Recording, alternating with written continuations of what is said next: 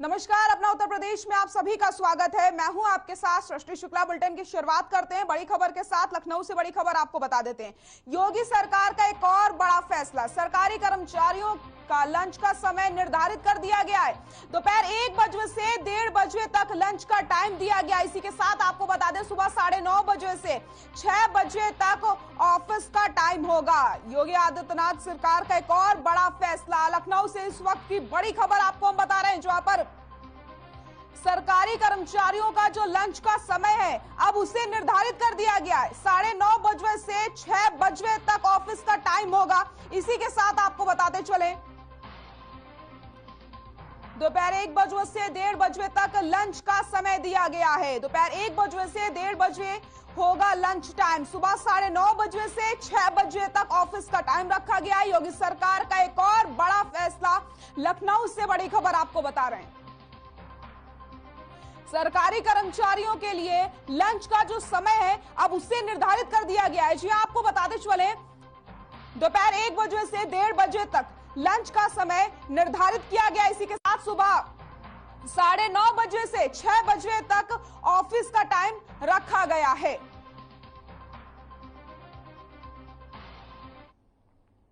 उत्तर प्रदेश में विकास को लेकर के सीएम योगी आदित्यनाथ ने ट्वीट करके लिखा कि उत्तर प्रदेश में पिछले 5 सालों में सुरक्षा और सुशासन की नींव तैयार हुई है। इस नींव पर आने वाले 5 सालों में प्रगति और समृद्धि की भव्य इमारत तैयार होगी।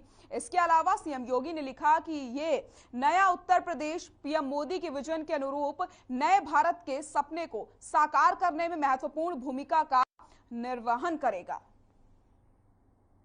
तो मुख्यमंत्री योगी आदित्यनाथ ने ट्वीट करते हुए लिखा, ट्वीट भी आपको हम दिखा रहे हैं, 5 सालों में सुरक्षा की नींव रखी गई है। इसी के साथ भारत के सपने को साकार करेगा यूपी।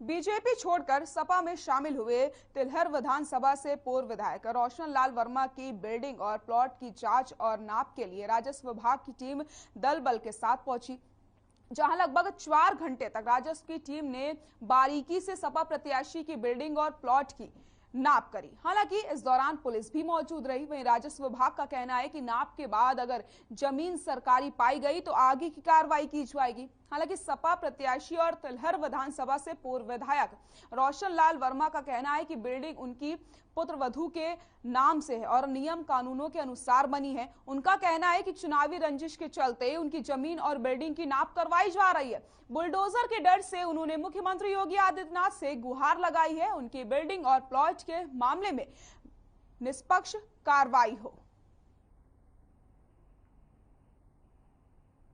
शिकायत देखिए अतिक्रमण को लेकर के आई थी कि सरकारी ज़मीन पे जो है अतिक्रमण किया गया है, तो उसके लिए हम लोगों ने इसी लिहाज, क्योंकि एक शिकायत और भी रहती थी कि जो हमारे यहाँ के लोकल लेखपाल वगैरह हैं उनके अलावा भी हम लोग जो है वो अन्य क्षेत्रों के लेखपाल को भी लेकर के आए। तो इसीलिए आज हमने जो है एक संयुक्त टीम बनाई है और 2 जगहों की हम लोग आज जाँच कर रहे हैं, जिसमें एक संडा खास है और दूसरा ये जो प्रॉपर निगोई है। देखिए, ये जो दुकानें बनी हैं थाने के बगल में, ये मेरी अपनी ज़मीन नहीं है। मेरा बेटा विनोद वर्मा, उसकी मृत्यु हो चुकी है, उसने ज़मीन खरीदी थी। ये हमारी बेवा बहू रुचि वर्मा, पत्नी स्वर्गीय विनोद कुमार वर्मा, एक पुत्र है ऋषभ वर्मा, पुत्री है रिया वर्मा। ये ज़मीन उसकी है और इस ज़मीन 2010 में खरीदी गई थी। लखनऊ में अमृत पर्व प्रवेश समारोह 2022 का सोमवार को आगाज हो गया। वहीं अमृत पर्व प्रवेश समारोह में मुख्यमंत्री योगी आदित्यनाथ मुख्य अतिथि रहे, जहां उन्होंने कार्यक्रम को संबोधित करते हुए कहा कि विश्व की वर्तमान स्थिति और यूक्रेन रूस युद्ध के बीच दुनिया की निगाहें शांति की अपेक्षा के साथ भारत पर टिकी हुई हैं। साथ ही उन्होंने पत्रकारों को संबोधित करते हुए कहा कि सभी न्यूज एजेंसी भविष्य की चुनौतियों का सामना करते हुए लोगों तक गुणवत्तापूर्ण समाचार पहुंचाती हैं। वहीं अवसर पर राष्ट्रीय स्वयंसेवक संघ के अखिल भारतीय के सदस्य सुरेश जोशी, उपाध्यक्ष भैया जी जोशी ने कहा कि आज देववादी पत्रकारिता की जरूरत दुनिया के सामने प्रस्तुत की और भारत के प्रबंधन का लोहा दुनिया को मनवाने में सफलता प्राप्त की। महामारी पूरी दुनिया को अपने चपेटे में लिए।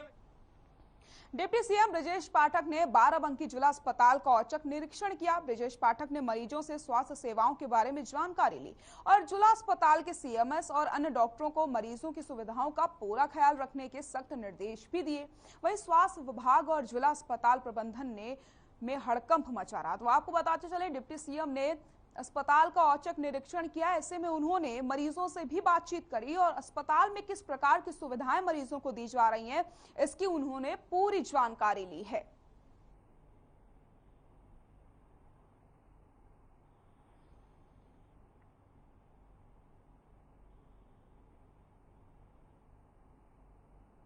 इलाज यही होना चाहिए और हमने ये कहा है कि सभी चिकित्सकों से, जो पैरामेडिकल स्टाफ है, उससे कि मरीज को भगवान माने, अपने परिवार का सदस्य माने, उसको हर स्थिति में संतुष्ट करके भेजें, उसे ठीक करके भेजें। रिफर करने की स्थिति कभी आए जब कोई विकल्प ना हो हमारे पास। सामान्य परिस्थितियों में इलाज यही होना चाहिए और मरीजों को सब कुछ वो हमें करना है, उसे हमें ठीक करने यहाँ से भेजना है, ऐसी व्यवस्था हमें देनी है। और हमने ये कहा है कि वित्त एवं संसदीय कार्य मंत्री सुरेश खन्ना ने आज यूपी भाजपा मुख्यालय में पत्रकारों से प्रेस वार्ता की, जहां उन्होंने उपविभाग की उपलब्धियों के बारे में बताया। सुरेश खन्ना ने कहा कि वर्तमान में यूपी की जीडीपी 17 लाख करोड़ से भी ज्यादा है। 5 वर्षों में जीडीपी में बड़ा इजाफा हुआ। इन 5 वर्षों में जीडीपी में काफी हद तक इजाफा हुआ। क्रेडिट डिपॉजिट अनुपात में भी बड़ी वृद्धि देखने को मिली। साथ ही साथ यूपी में डिजिटल ट्रांजैक्शन में 391 करोड़ का इजाफा हुआ है। यूपी के बजट साइज में अभूतपूर्व वृद्धि हुई है और 5 लाख करोड़ से भी ज्यादा का यूपी का बजट साइज है।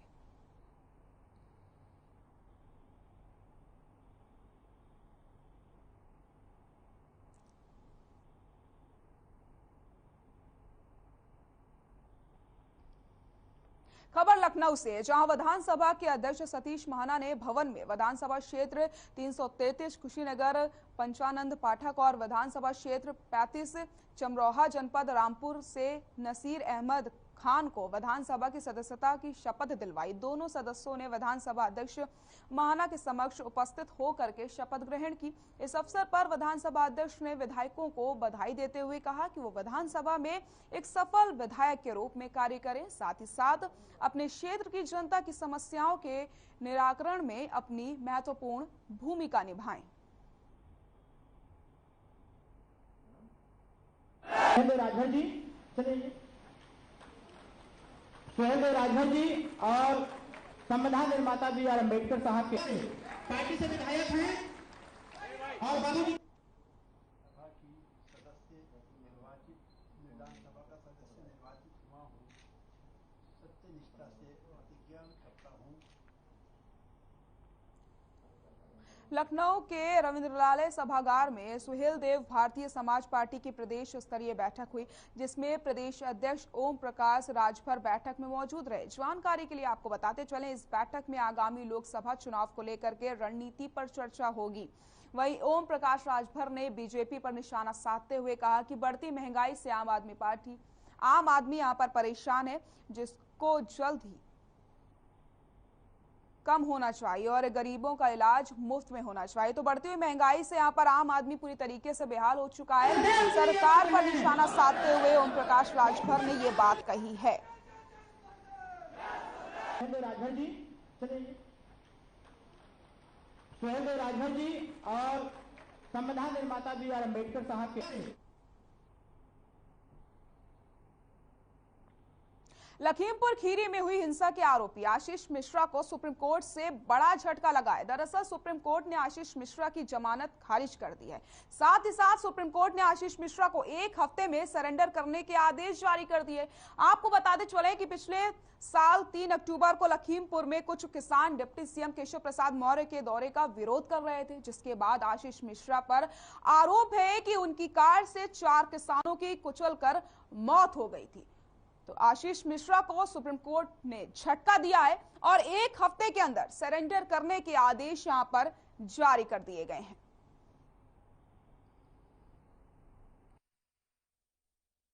आज सर्वोच्च न्यायालय ने उस बात को सही साबित कर दिया जो कांग्रेस पार्टी प्रियंका गांधी के नेतृत्व में कह रही थी, जिसके लिए उन्होंने 3 रातें सीतापुर जेल में गुजारी।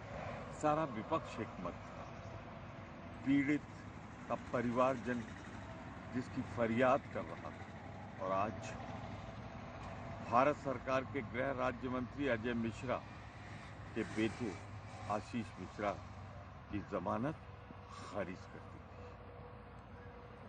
ये पुराना प्रतिपादित सिद्धांत है कि पहली तो दुर्घटना माना जा सकता था जो पहली मौत हुई थी, पर आप भागने के लिए या आप जानबूझकर उनको अगर कुचलते रहे, 8 लोग मारे गए, तो वो सुनियोजित सोच समझकर की गई हत्या थी। वही बात तो सच साबित हुई। मैं सिर्फ इतना विनम्रतापूर्वक कहना चाहता हूं, अगर इसमें कोई दोषी है तो भारत की केंद्र सरकार। आशीष मिश्रा लखीमपुर वाले केस में माननीय सर्वोच्च न्यायालय ने फैसला देकर साफ संदेश देश को दे दिया है कि देश में संविधान और कानून का राज चलेगा। कानून के ऊपर कोई नहीं है, चाहे कोई व्यक्ति बना रहे। यहाँ सिर्फ न्याय की बात होगी और हर व्यक्ति को न्याय मिलेगा।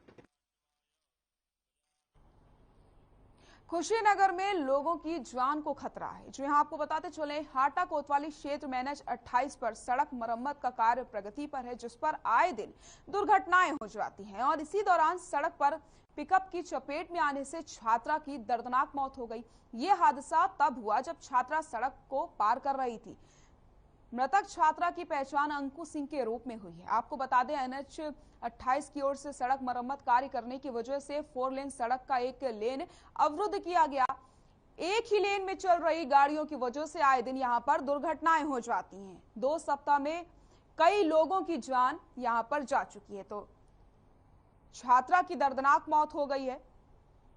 सड़क मरम्मत का जो कार्य चल रहा है, इसकी वजह से आए दिन यहां पर दुर्घटनाएं हो जाती हैं।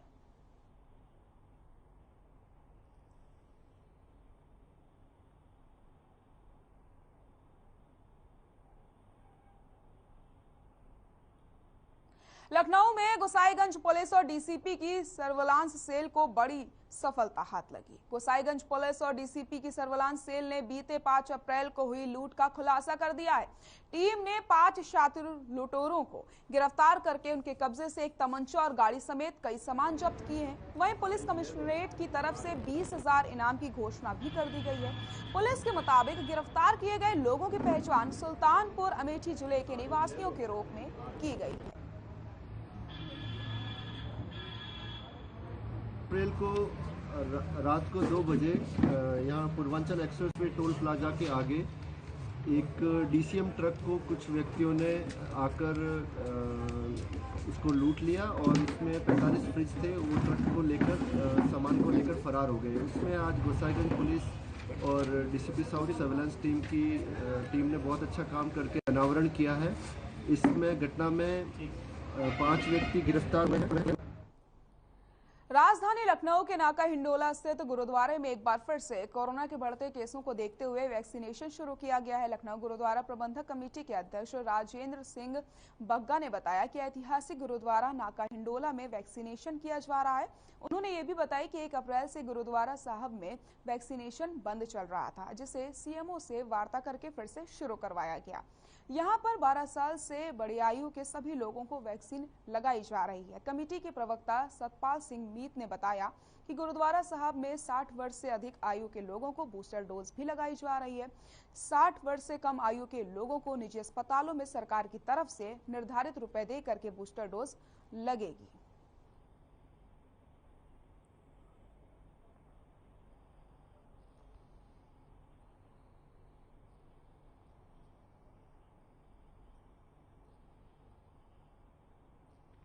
लखनऊ में आजादी के अमृत महोत्सव के उपलक्ष्य में विश्व विरासत दिवस पर कार्यशाला का आयोजन किया गया। इस आयोजन का शुभारंभ महाविद्यालय की प्राचार्य डॉक्टर अर्चना श्रीवास्तव ने किया। वहीं डॉक्टर कीर्ति गौर की अध्यक्षता में निबंध प्रतियोगिता का आयोजन हुआ, जिसमें डॉक्टर मीनाक्षी, डॉक्टर मंदाकिनी कुमारी चंद्रकला ने अपने विचार व्यक्त किए। वहीं इस प्रतियोगिता में बीएड की छात्राओं में शिवानी गुप्ता प्रथम रही, दूसरे पर सानिया और तीसरे पर सीमा ने स्थान प्राप्त किया।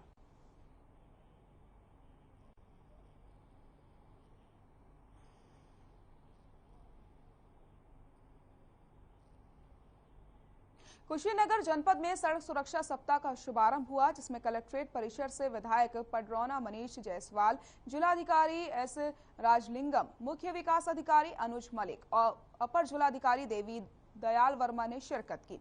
वह इस अभियान में उपस्थित अधिकारियों और अन्य लोगों को विधायक ने सड़क सुरक्षा के नियमों का पालन करने के लिए शपथ ग्रहण करवाया, जिसमें हेलमेट पहनना, सीट बेल्ट पहनना जैसे अन्य नियमों की शपथ दिलवाई गई है।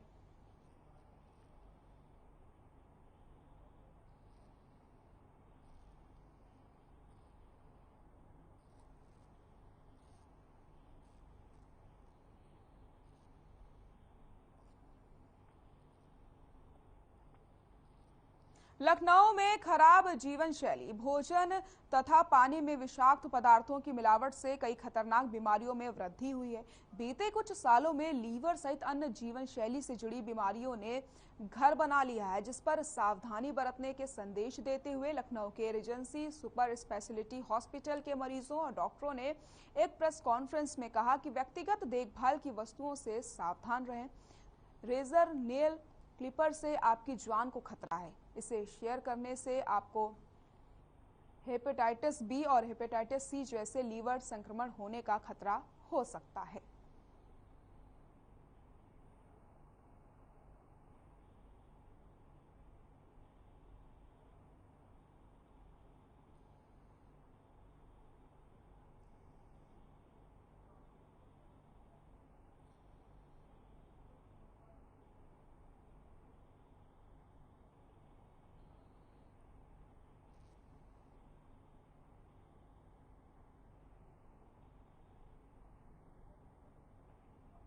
प्रतापगढ़ में शादी समारोह के दौरान घर के छप्पर में आग लग जाती है। आग लगने के बाद घर में अफरा तफरी का माहौल बन गया। वहीं शादी में दहेज का सामान और अनाज जल करके पूरी तरीके से खाक हो गया। शादी कार्यक्रम के दौरान लोगों ने कड़ी मशक्कत के बाद आग पर काबू पाया। शादी समारोह में भीषण आग लग जाती है और सबसे पहले छप्पर में आग लगी थी। देखते ही देखते दहेज का पूरा सामान और अनाज जलकर खाक हो गया। कड़ी मशक्कत के बाद लोगों ने यहाँ पर काबू पाया।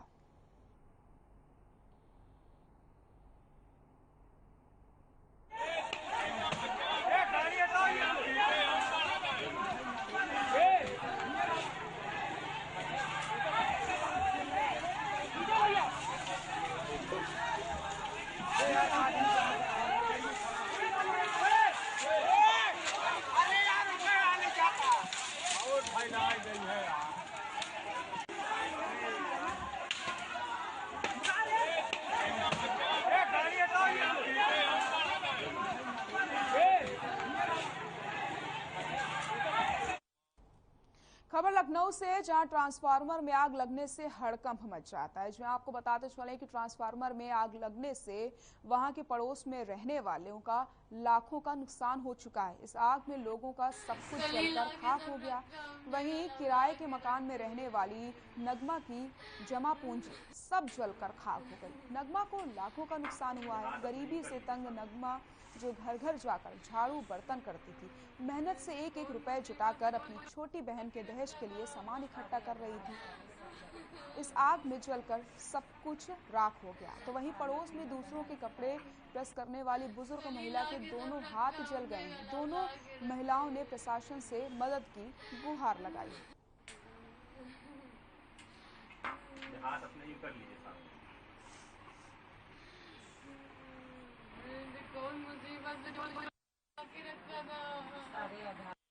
दुकान भी सब जल गई, कपड़े प्रेस कर रहे थे, कपड़े सब जल गए।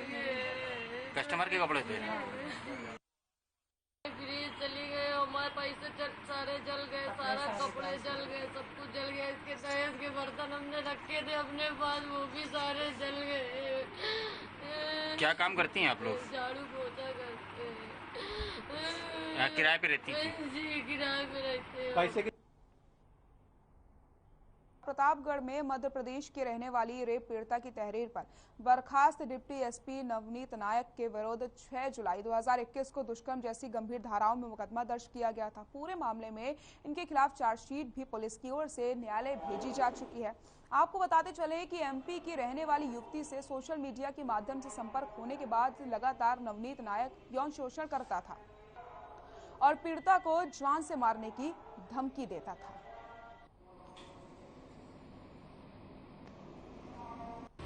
आज उक्त महिला आई थी और उसके द्वारा आरोप लगाया गया कि पुनः नवनीत नायक जी द्वारा उसे परेशान किया जा रहा है, जिस संबंध में उसके द्वारा प्रार्थना पत्र दिया गया और थाना कोतवाली नगर में अभियोग पंजीकृत कर आवश्यक विधि कार्रवाई की जा रही है और निष्पक्ष विवेचना संपादित होगी और जो कुछ भी होगा सच वो सामने आएगा।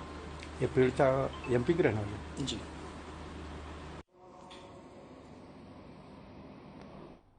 राजधानी लखनऊ में बीकेटी पुलिस को बड़ी सफलता हाथ लगी। चोरी करने वाले 25-25 हजार के 4 इनामी गैंगस्टर के आरोपी को पुलिस ने गिरफ्तार कर लिया। मुखबिर की सूचना पर 4 अभियुक्तों को गिरफ्तार किया गया जो 2020 से दुकान और घरों में चोरियां करते थे। गिरफ्तारी के बाद आरोपियों के पास से जमा तलाशी में 3 देसी अवैध असला, जिंदा कारतूस और एक बेलचा और एक हाथ डाला भी बरामद किया गया। इन चारों अपराधियों के बारे में बीकेटी पुलिस कई दिनों से जांच करने में लगी हुई थी। कहीं न कहीं इनका कोई बड़े गिरोह से मतलब तो नहीं है। वहीं पुलिस अधीक्षक हृदय कुमार एसपी ने बताया कि इनकी काफी समय से तलाश जारी थी जो अब पूरी हो चुकी है। इनके पास से एक मोटरसाइकिल पकड़ी गई है। 4 लोग जिसमें गिरफ्तार हुए हैं वो चोरी नहीं हुई थी। ये 4 लोगों में से 3 अपराधी हमारे गैंगस्टर अधिनियम के एक मुकदमे में वांछित चल रहे थे, जिन पर इनाम भी रखा गया था, जिनकी गिरफ्तारी हुई 25-25 हजार रुपये का इनाम घोषित था। उन तीनों की गिरफ्तारी उनके चौथे साथी के साथ में की गई। वो चोरी की योजना बना रहे थे। ने व्हीकल में अवैध असलाहों के साथ, चोरी करने के औजारों के साथ उनको गिरफ्तार किया गया है। इनकी बड़ी क्रिमिनल हिस्ट्री है और निश्चित रूप से इससे क्षेत्र में चोरी पर लगाम लगाने में पुलिस को सफलता प्राप्त होगी।